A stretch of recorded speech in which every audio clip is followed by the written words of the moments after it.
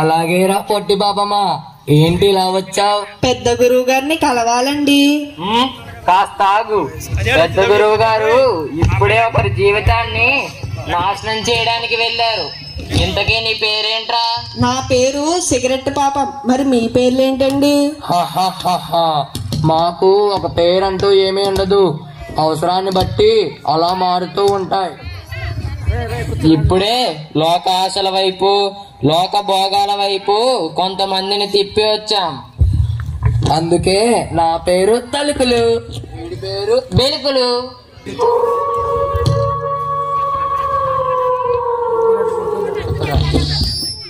సర్వలోకనాశక, బహు భయంకర కారక, అవిశ్వాసకు జనకుడా, అబద్ధపు ప్రేమిక, అబద్ధపు ప్రేమిక, లూసిఫర్ నామధేయక స్వాగతం, సుస్వాగతం.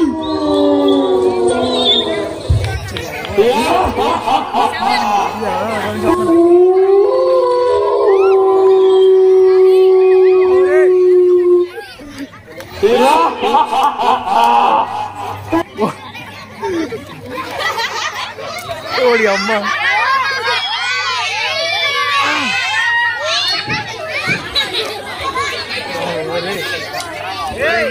రిలీజ్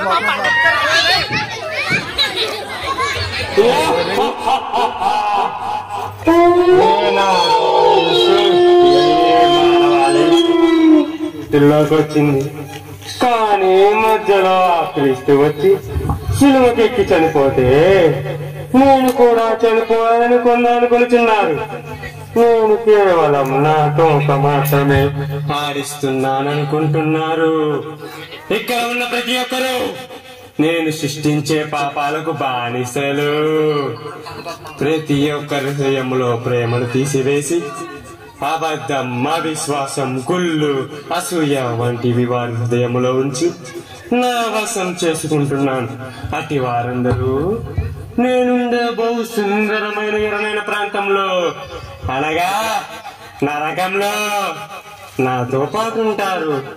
కానీ ఇంకా కొంతమంది నా మార్గంలోకి రావడమే లేదు.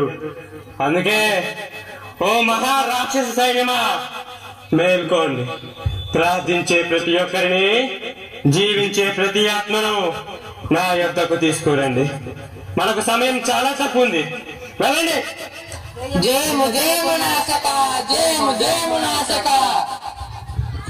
గురువు గారికి నమస్కారం. ఓయ్ పొట్టి పాపమా, ఇంత పొట్టిగానున్నావేమిరా? నీ పేరేమిటి? నువ్వు ఎక్కడి నుండి వచ్చిందో వినాలని ఉంది. ఎందుకంటే ఈ మధ్య కాలంలో చిన్న చిన్న పాపాలు చూడనే లేదు, అన్ని పెద్ద పెద్ద పాపాలే. గురువు గారు, మీకు చెప్పడం కాదండి, చూపిస్తాను. రే విజయ్, ఈ రోజు మన కాలేజ్ లాస్ట్ డే కదరా, మళ్ళీ మన అందరం ఎప్పుడు కలుస్తామేంటో నాకు చాలా బాధగా ఉందిరా. అవునరా, నాకు కూడా రా, మీ అందరినీ చాలా మిస్ అవుతాను కదా. ఎందుకు అంత బాధ? మళ్ళీ కలవమా ఏంటి? రోజు కలవడం కుదరదు, అంతే కదా. ఆఖరిసారిగా మనందరం కలిసి కూల్ డ్రింక్ పార్టీ పెట్టుకుందాం. సర్లే కాని అస్తమాను కూల్ డ్రింక్ ఏంట్రా చిన్నపిల్లల్లాగా? మనం పెద్ద అయ్యాం కదా, సరదాగా దొమ్మేద్దాం రండి. వద్దురా, అని ఎప్పుడు సిగరెట్ కాల్చలేదురా. ఆహా, మరి మాకు అదే పని రోజు. రే దగ్గొస్తుందేమోరా? ముందు దగ్గొస్తుంది, ఆ తర్వాత మజా వస్తుంది, ఆ తర్వాత ఎక్కడికో వెళ్ళిపోతాం రా. గురువు గారు, విజయ్ని అలా సిగరెట్ కాల్చడానికి తీసుకువెళ్ళానండి. బేష్ బేష్. అలా ఈ లోకంలో ఉన్న చెడ్డ అలవాట్లన్నీ మనకు అలవాటు చేసి వాణ్ణి పాడు చేయలేదా? గురువు గారు, అది అది అది అది ఏంటి?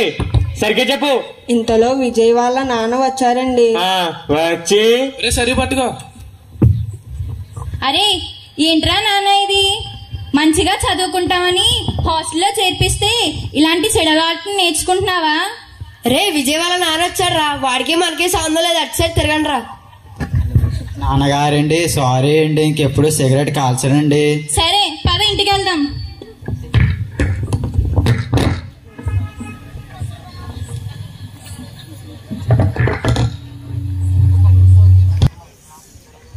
శృతి, శృతి, విజయ్ వచ్చాడు, మంచినీళ్ళు తీసుకొనిరా. వస్తున్నాను అత్తయ్య గారు. ఏరా నాన్న, ఎలా ఉన్నావురా? ఎలా చదువుకుంటున్నావురా? ఎన్ని రోజులైందిరా నేను చూసి. ఏంటండి, ఏమైంది అలా ఉన్నారు? గెర్షము ఏమైంది? ఎందుకు కంగారు పడుతున్నావు? ఏం లేదమ్మా, ఈ రోజు మన విజయ్ కాలేజీలో సిగరెట్ కాల్చాడు. ఏంట్రా నాన్న, అలాంటి చెడ్డ అలవాట్లు నేర్చుకోకూడదు కదా. గెర్షము నువ్వేం కంగారు పడకు, ఇప్పటి వరకు మనతో లేడు కదా, హాస్టల్లో ఉన్నాడు. అందులోనూ కుటుంబ ప్రార్థన కూడా లేదు. ఇంకెప్పుడు అలా చేయకు నాన్న. రండి చిన్న ప్రార్థన చేసుకుందాం. ప్రభువా, నా బిడ్డ విజయ్ చేసిన పాపాన్ని క్షమించండి తండ్రి. యవ్వన కాలంలో ఎటువంటి పాపమునకు చోటు ఇవ్వకుండా సహాయం చేయండి. ఆమేన్. గురువు గారు, వాళ్ళు అలా మోకాల మీద కూర్చొని ఏదో చేశారండి. ఏం చేశారో కూడా నాకు తెలియదండి. వెంటనే తెల్లని ఆకారంతో పెద్ద ఖడ్గం పట్టుకొని నన్ను తరమడానికి వచ్చారండి. నాకు భయమేసి మీ దగ్గరికి పరిగెత్తుకుంటూ వచ్చానండి. ఇంకా మానవులు నన్ను అంతం చేసే ఆ ప్రార్థనను మానుకోలేదా? లోకంలో అత్యంత బలవంతమైన సంసోను వ్యభిచారము అనే బాలంతో నా వశం చేసుకున్నాను. అననీయ సభ్యురాలకు లోకాశలు భోగాలు చూపించిన వశం చేసుకున్నాను. లోకంలో అత్యంత మహాజ్ఞాని అయిన సొలొమోనును లోకాశలు చూపించిన వశం చేసుకున్నాను. ఇన్ని కథలు రోజు నా గురించి వింటూ వింటూ కూడా ఇంకా గొర్రెల కాపరి బతికే వెళ్తున్నారా? ఆ గొర్రెల కాపరి చేతుల్లో రక్తం తప్ప ఏమీ లేదు. అదే నా చేతుల్లో లోకానందాలు భోగాలు ఎన్నో ఉన్నాయి. వెళ్ళండి, వారి ప్రార్థన నాశనం చేయండి. వారి మధ్య గొడవలు గందరగోళాలు సృష్టించండి. నా ప్రభావం వారి మీద ఉండేలా చేయండి. వెళ్ళండి. అమ్మా అమ్మా అమ్మా, నమస్కారం అమ్మా. నాకెవ్వరు లేరమ్మా. మీ ఇంట్లో ఏదైనా పని ఉంటే చెప్పండి అమ్మా, పని చేసుకుంటూ బ్రతికేస్తాను. ఎవరూ లేరంటున్నావు, ఎలాగో పనిలో పెట్టుకోవడం. ఇంతకీ నీ పేరేంటి? నా పేరు ముచ్చమమ్మా. ఇదేదో తేడాగా ఉందే. ఒక మాట నా కొడుకు చెప్తే బాగుంటుందేమో. పెట్టుకో పెట్టుకో పెట్టుకో, పనిలో పెట్టుకో, నీకు బాగా చేసి పెడుతుంది. సర్లే కాని ఇంటి పని వంట పని వచ్చా? అయ్యో, బాగా చేస్తానమ్మా. సరే, లోపలికి వెళ్ళి పని చూడు. అట్టాగేనమ్మా.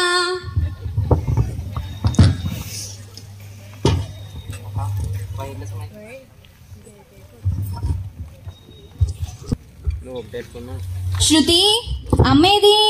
అత్తయ్య గారు కాయగూరలు తీసుకురావడం మార్కెట్కి వెళ్ళారండి. అవునా? ఈ రోజు నాకు జీతం ఇచ్చారు. అమ్మ వచ్చాక ఇచ్చేయి. సరే అండి. అమ్మా, అయ్యగారు ఎక్కడ పని చేస్తారమ్మా? స్టీల్ ప్లాంట్ లో వర్క్ చేస్తారే. అమ్మా, అయ్యగారు ప్రతి నెల పెద్దమ్మ గారికే జీతం ఇచ్చేస్తారమ్మా? అవును. మీకు ఒక్క పైసా కూడా ఇవ్వరమ్మా? నాకెందుకే, అత్తయ్య గారే చూసుకుంటారు ఇంట్లోకి ఏం కావాలో. అదేటమ్మా, పెళ్ళయ్యాక బావగారు మీకు జీతం ఇవ్వాలి గాని పెద్దమ్మ గారికి ఎందుకమ్మా? నేను మాట చెప్తాను వినుకోండి. ఈ ముసలోళ్ళని ఇంకెంతకాలం చూసుకుంటారమ్మా? మీరు బాగా చదువుకోలేదా? మీకు ఇల్లు చక్క పెట్టే జ్ఞానం లేదా? నన్ను చూడండి, మా అత్త నుంచోమంటే నుంచుంటది, కూర్చోమంటే కూర్చుంటది. అన్ని మీకు చెప్పలేటమ్మ గారు. అయినా నాకెందుకులే. ఆలోచించు ఆలోచించు, బాగా ఆలోచించు. ఈ ఇంటికి యజమానురాలు నువ్వే. ఆలోచించు. అవును కదా, నేనే కదా చూసుకోవాలి. చెప్తాను. హలో సౌమ్య, నేను షాపింగ్కి వస్తున్నా, నువ్వు కూడా వచ్చే సరేనా?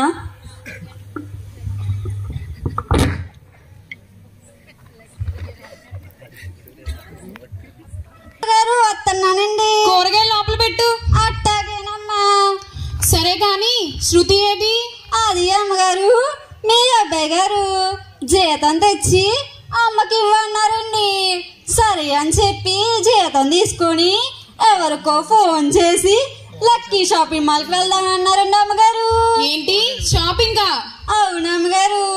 ఫోన్ లో ఇంకేమన్నారంటే, ఈ ముసలిదాని దగ్గర ఇంకెంతకాలం ఉండాలి, కష్టపడేది నా భర్త, ఇంకా ఈవిడెందుకు మా మధ్య అని కూడా అన్నారండి అమ్మగారు. పెళ్ళయ్యాక ఈ ఇంటి బాగోగులు నేనే కదా చూడాలి అని కూడా అన్నారండి అమ్మగారు. ఏంటి అలా అందా? పోన్లే కదా చిన్నపిల్ల, కూర సరిగ్గా ఉండడం రాకపోయినా పోన్లే అని సరిపెట్టుకున్నాను. నన్ను నిన్ను మాట్లాంటదా? రాని చెప్తాను. అడుగు, గట్టిగా అడుగు. నీ కోడల పిల్ల డబ్బంతా ఏం చేస్తుందో అడుగు. అడుగు. ఇంకా కూర్చొని ఆలోచిస్తావే, వస్తుంది చూడు. అడుగు. ఎక్కడికి వెళ్ళా? షాపింగ్ కి. ఏంటి షాపింగ్ కా? అబ్బాయి జీతం ఇచ్చాడా? ఇచ్చాడు కాబట్టే వెళ్ళాను. అదేంటి, ఆ డబ్బులతో నేను మనకి ఇంట్లో కావాల్సిన కొన్ని వస్తువులు కొందాం అనుకున్నాను, అలాగే కొన్ని అప్పులు కూడా తీర్దాం అనుకున్నాను. డబ్బు మొత్తం వృధా చేయడానికి నీకు ఎంత ధైర్యం? ధైర్యం ఏంటి? మా ఆయన తెచ్చేది నాకు నా పిల్లలకే కదా, మధ్యలో మీరెవరు మాట్లాడడానికి? నేనెవరన్నా? మాటలు జాగ్రత్తగా రాని. మీరు కూడా జాగ్రత్తగా రానివ్వండి.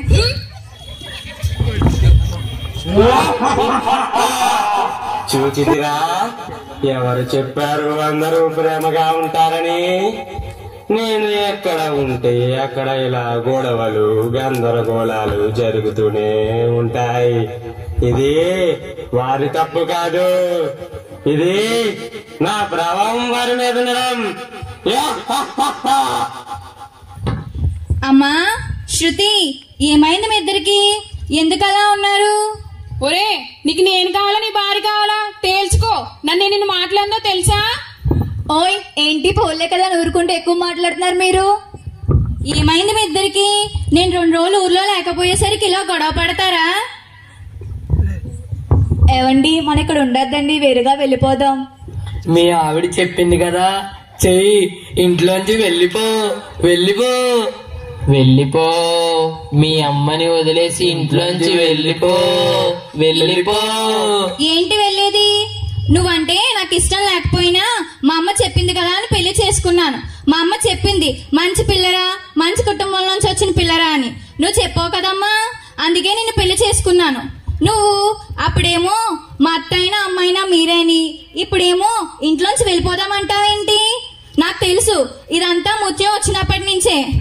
ముత్యం, నువ్వు ఇక్కడ సరిగ్గా ఉంటే ఉండు, లేకుంటే ఇక్కడి నుంచి వెళ్ళిపో.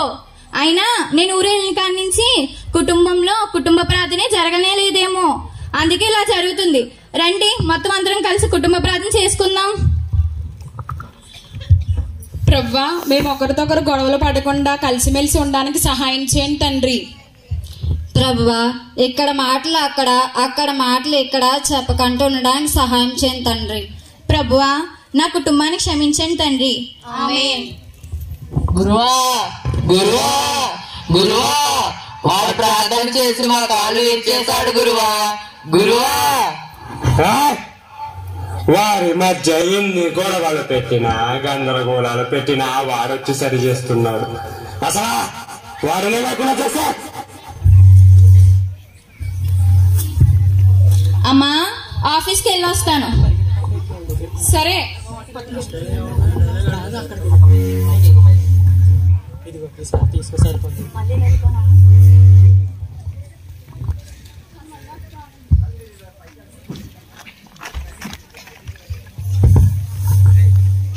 డబ్బు కోసం కత్తితో పొడి చేస్తున్నారు సార్.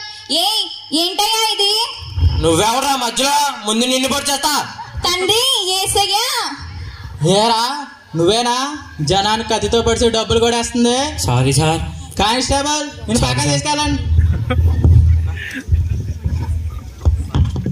Thank you sir. ఇంతకీ మీ పేరు? గెర్షోం సార్. ఓ మై గుడ్నెస్, నేను మీ ఇంటికే వస్తున్నానండి. మా ఇంటిగా? ఎందుకు సార్? మీ మీద ఎంక్వైరీ వచ్చింది. నా మీద ఎంక్వైరీనా? మీరు గెర్షోమే కదా? మీ ఇంట్లో మీ అమ్మగారు, మీ భార్య, ఒక బిడ్డ, అంతే కదా ఉంటారు? అవునండి. మీరు వైజాగ్ స్టీల్ ప్లాంట్ లోనే కదా పనిచేస్తుంటారు? ఇంతకీ ఎంక్వైరీ ఎందుకో చెప్పనే లేదు. ఏం లేదండి, మీకు నెల్లూరు ఇస్రోలో చీఫ్ సైంటిస్ట్ గా జాబ్ వచ్చింది. వాళ్ళు నన్ను ఎంక్వైరీకి పంపించారు. అయినా మీరు ఎలా ప్రిపేర్ అయ్యారండి? మా బ్రదర్ కూడా సేమ్ ఎగ్జామ్ రాశాడు కానీ సెలెక్ట్ అవ్వలేదు. ఏం లేదు సార్, 2011లో నా స్టడీ కంప్లీట్ చేశాను. 2015లో నాకు స్టీల్ ప్లాంట్లో జాబ్ వచ్చింది. మధ్యలో ట్రై చేశాను కానీ సరిగ్గా ప్రిపేర్ అవ్వలేదు. కానీ దేవునికి ప్రార్థన చేశాను. ఏమని అంటే, ప్రభువా నీకు ఇష్టమైతే నాకు ఈ జాబ్ ఇవ్వండి అని. అంతే, వెంటనే దేవుడు నా ప్రార్థన విని నాకు ఈ జాబ్ ఇచ్చాడు. మీకు ఇంకో విషయం చెప్తాను సార్, చాలామంది దేవుడు మనకేం చెయ్యట్లేదని, శ్రమలు పెరిగిపోతున్నాయని, అప్పులు పెరిగిపోతున్నాయని దేవుడిని విడిచిపెట్టేస్తూ ఉంటారు. మనం అనుకున్నది దేవుడు మనకి ఇవ్వలేదంటే అందులో ఏదో లోపం ఉందనో, అంతకన్నా పై స్థానంలో మనం దేవుడిని నిలబెట్టాలనుకుంటాడు. అయినా దేవుని తలంపులు మన తలంపులు వంటివి కావు. ఆకాశ పక్షిని పోషించగల దేవుడు మనుషులమైన మనల్ని పోషించలేడా? మీ బ్రదర్ కూడా చెప్పండి సార్ దేవుణ్ణి నమ్ముకోమని. నన్ను జ్ఞాపకం చేసుకున్న నా దేవుడు తప్పకుండా మీ బ్రదర్ని కూడా జ్ఞాపకం చేసుకుంటాడు. చాలా సంతోషం అండి. ఈ క్రిస్మస్ వేళ ఎంతో మంచి విషయమే చెప్పారు. Anyways, congratulations and happy Christmas.